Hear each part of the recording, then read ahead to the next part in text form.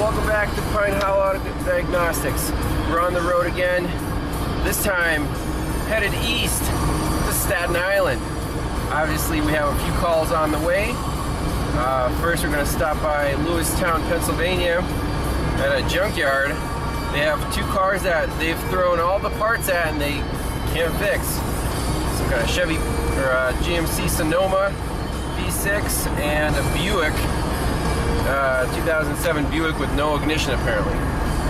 So knock those out, and then New Jersey we have two. 99 Chevy K3500 with an engine swap, and an old beat up Dodge Ram that doesn't run, doesn't shift, so the guy wants me to take a look at it and tell him if he should junk it. Okay, and then we'll hit up Staten Island. We'll go from there, so see you on the road.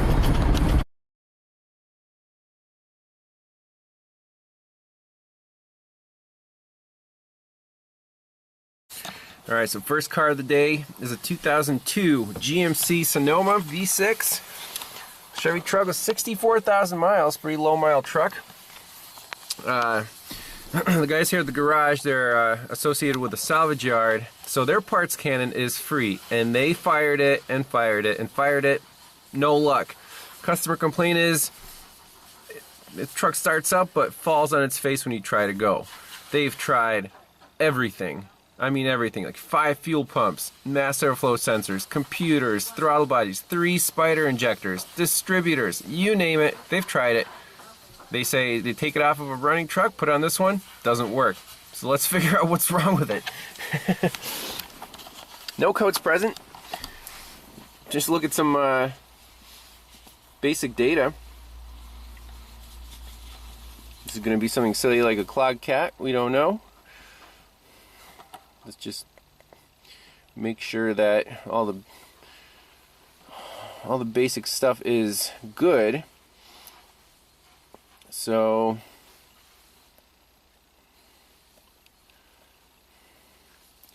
we've got our oxygen sensors, fuel trims.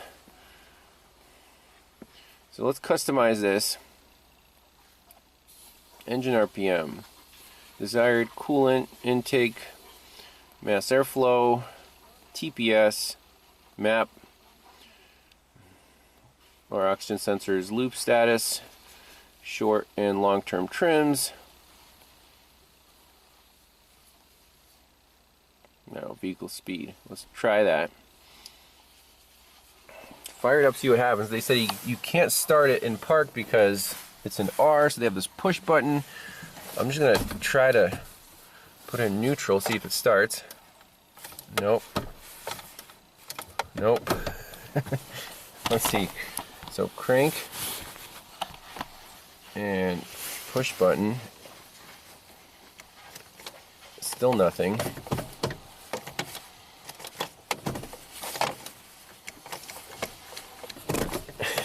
So ghetto.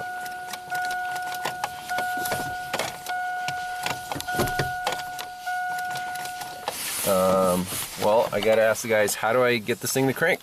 Apparently I was pressing the wrong push button. That's the horn, and there's another one right here. Okay, see what happened there. Just want to graph our mass airflow.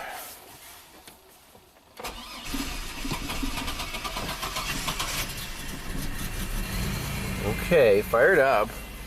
Great. Let's just let it warm up. No throttle response. Okay, very interesting.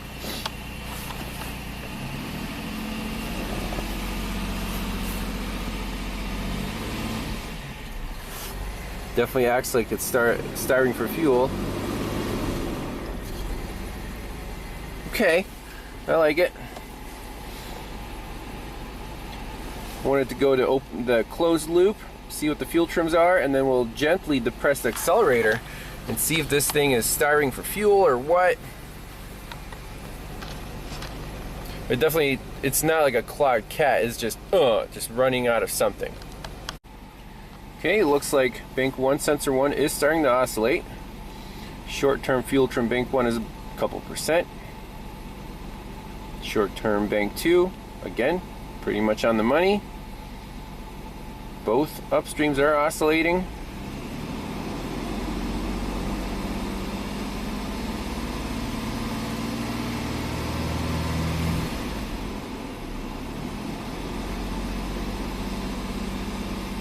TPS is good, mass airflow must be good if the fuel trims are right on the money.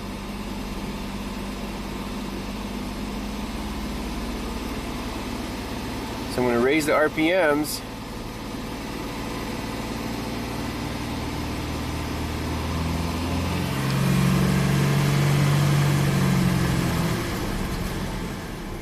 Okay, very, very cool.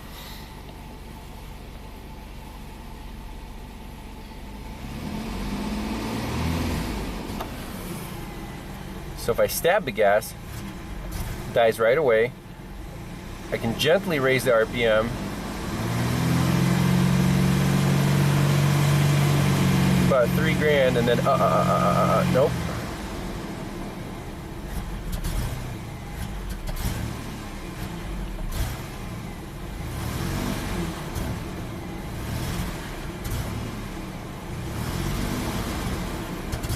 Okay, it could still be a clock cat. Look, short-term fuel trim, look at that, 20%. There we go. Let's raise the RPM again.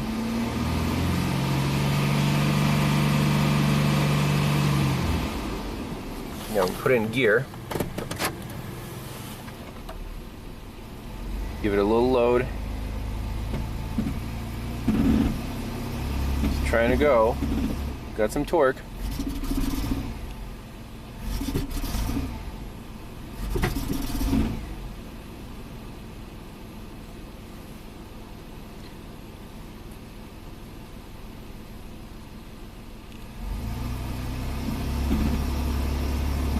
Climbing, climbing, climbing, climbing. This is starting for fuel. 54% fuel trim.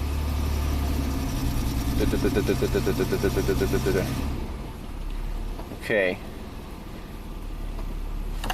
I'm curious. I want to measure fuel pressure on this thing. So we'll save this data. So it's either constipated or fuel starved.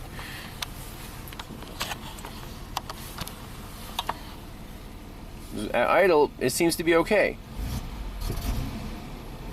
Under any load, falls on its face. And the fuel trims go way up. If it was constipated, there would be too much fuel and the fuel trims would be going down and the mass airflow wouldn't report, you know, the right thing. Our mass airflow is responding pretty well. You hear it backfired.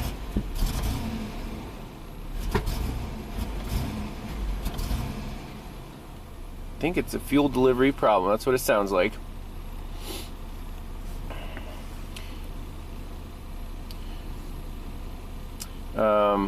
There should be a data PID for cam retard. Just want to make sure that the distributor is set up correctly.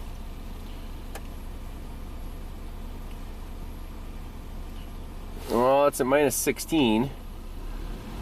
Let's raise the RPMs up. So it's close enough. That would not cause such a symptom. Let's just read the codes one more time.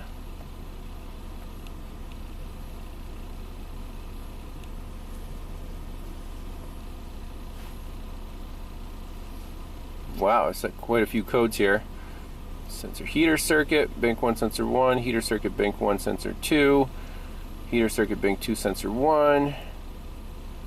Transmission range sensor out of range, air pump relay control circuit, no one cares. EGR sensor, don't care about that. Under load, this would be an idle problem. It idles fine. So those are saved.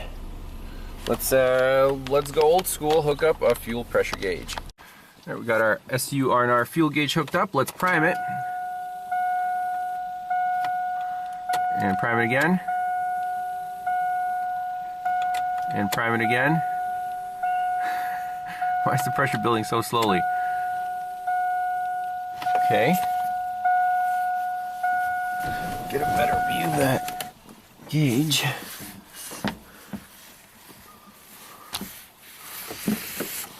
I'll just put it on the hood.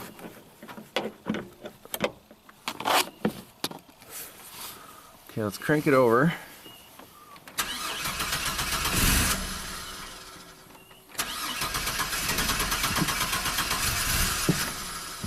It really doesn't want to start.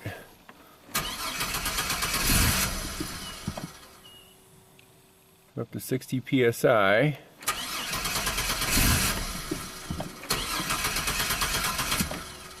Come on.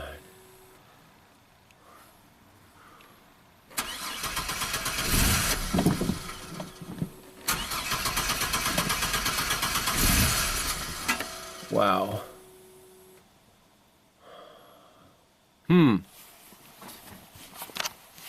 So now it's a crank start stall. Pretty sure it's related. We're at 60 psi, which seems okay.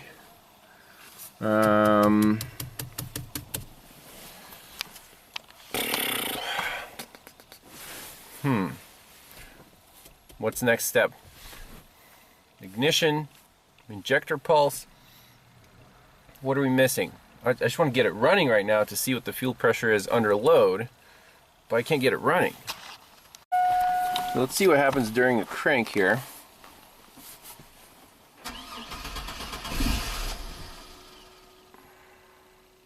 I just want to unplug this mass airflow sensor. It's not original, and I don't trust it.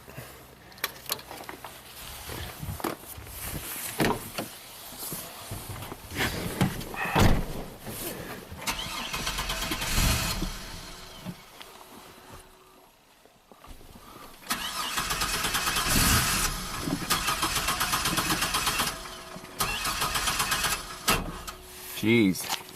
Okay, let's check for ignition out of the coil and then spray some starting fluid in. I just want to get it running. Alright, so Picoscope is coming out to play. 2 channels.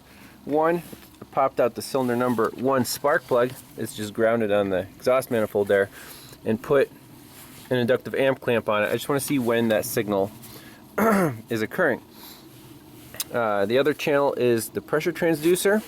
Now this is a new and improved unit. I had to find a different supplier for transducers, and actually got one that's even more accurate, and this one transducer can do the job of the 2 older ones, you know, the pressure and the vacuum. This one does everything, so we'll see how that works. Cylinder number 1, compression. So we'll see here when the spark occurs in relation to TDC, and then if we have any back pressure on the exhaust stroke. So we can kill several birds with one stone just by using a pressure transducer. So let's set that up on the scope. So again, channel 1 is the pressure transducer. Right now it's at 0 psi. Channel 2 is the secondary ignition probe. Let's just crank it over, see what happens. Oh yeah, button. It actually started and ran.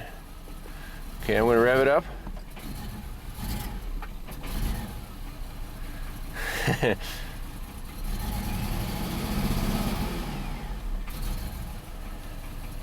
Okay, shut her down. See what's interesting here. Let's zoom in. Do we see anything on our secondary probe? Yeah, we see little spikes there. Let's bring it up here to where the ignition timing is.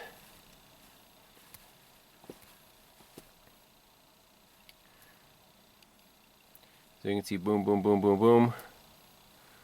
Yeah, ignition timing is pretty close.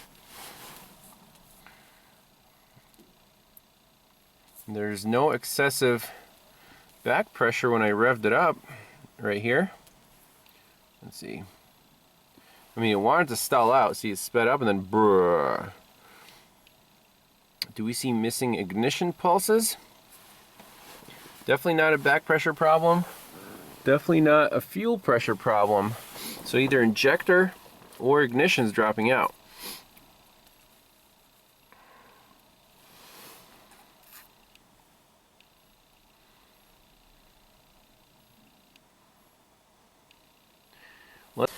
So now, after it ran for a little bit, it's doing the same thing where it doesn't want to keep running. This shouldn't be too hard to figure out.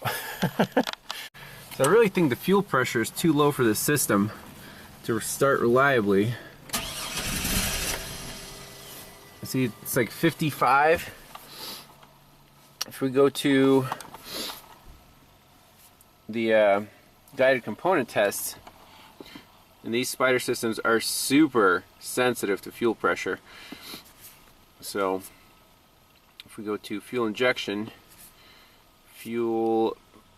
let's see, where's the fuel pressure? Let me find it in here. Air injection system, fuel system, fuel pressure test.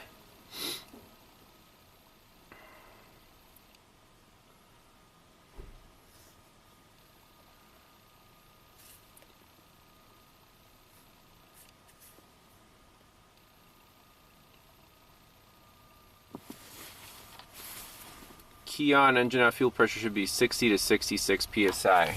We do not reach that. We're at 58. And during cranking,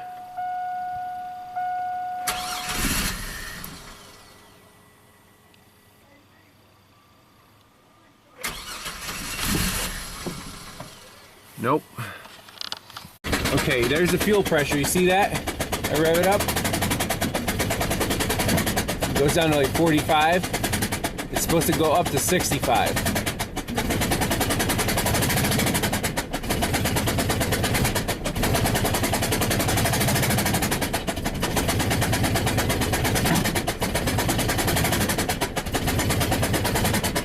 So yes, confirmed fuel pressure problem.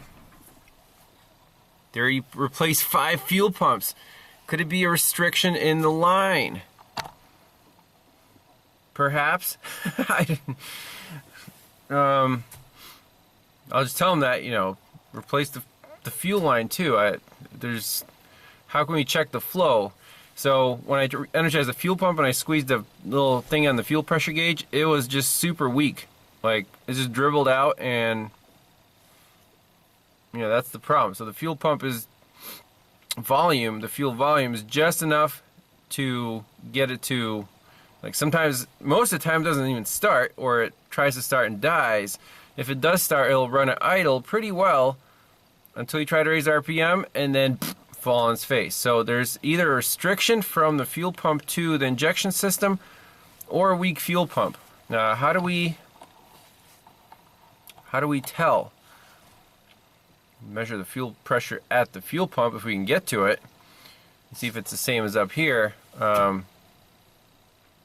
Otherwise, that's the issue. It's a fuel starvation. So here's a good demonstration. We're at 52 psi. I squeezed a button. The truck stalls out instantly. Not enough fuel volume. I got the bottom fuel line unhooked at the fuel filter. Let's see how much gas shoots out of there when we energize the fuel pump. That looks like good flow to me. There's not good flow at the spider up there at the engine. Is there a kinked fuel line somewhere? I did find a very strange bend in the nylon line. One that's unhooked from the fuel pump right now, right there. It looks weird. Like it's been bent at some point and maybe unbent. So I want to take off this protective sheath, just cut it up to here and see what's going on right at this crease.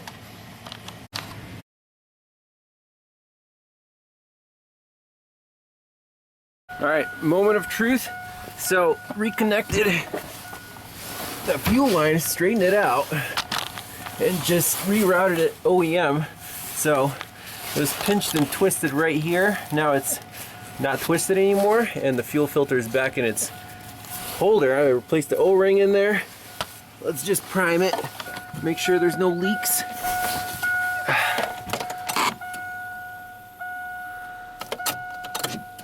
Oh yeah, look at that fuel pressure. Don't hear any leaks. Let's fire it up. Oh yeah. Woo! Let's take a look at our known good fuel pressure. See, when you floor the gas, it goes up to 60 psi, not 45. Woohoo! Got it. Like I said, sounded like fuel delivery starvation. Let's take a look at that cam retard data pid one more time. I got it down to -15, but that distributor is not adjustable, so it might be a worn timing, whatever gear. It says truck's fixed. Amazing. On to the next one. So we figured out the root cause of the problem. A little bonus footage for the GMC Sonoma. But now the truck is way worse off than it was when it first came to the shop with, I guess, this issue. So what does it need? It needs the original ECM put back in, original mass airflow, original distributor. Right now it's running, but it's like, you know, there's a fishbite misfire, number 5. Ignition coil, everything's dormant, whatever. So I'm going to tell the shop that, like, hey, you know, that was diagnosis for the low power complaint, but if you guys want to return a reliable truck to the customer, you got to reverse the parts canon, especially a junkyard parts canon. I mean, it's cheap, but they're junkyard parts. They might be OEM, but they're like 20 years old. That's it for this one. Let's go on to the next one.